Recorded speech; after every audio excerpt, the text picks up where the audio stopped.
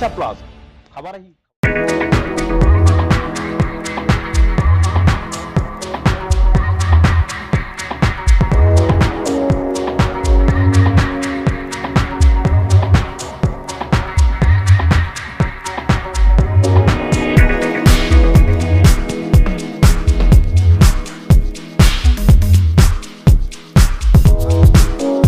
सर्वेश्वर प्रधान आज मधुसाहू पटना ग्राम पंचायत बहुत बीजेपी कर्मी आमर सरपंच प्रतिनिधि प्रियव्रत नायक माध्यम तत्वावधान जाकि माने आमर ढेंकानाल जो विधायक सुधीर कुमार सामलकर जो कार्य दक्षता तांकर काम करिवार शैली अनुप्राणित होई बहुत बीजेपी कर्मी विधिवत भाव में प्रियव्रत नायक माध्यम विधिवत भाव में जाकि सहित विजु जनता दल सहित सामिल होती।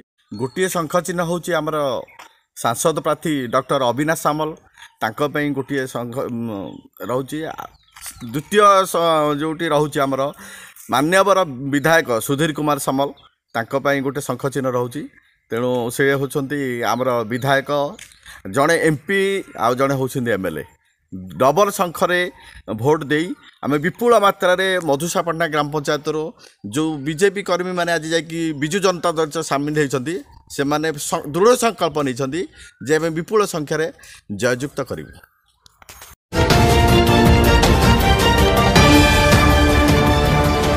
ओडिशा प्लस खबर ही।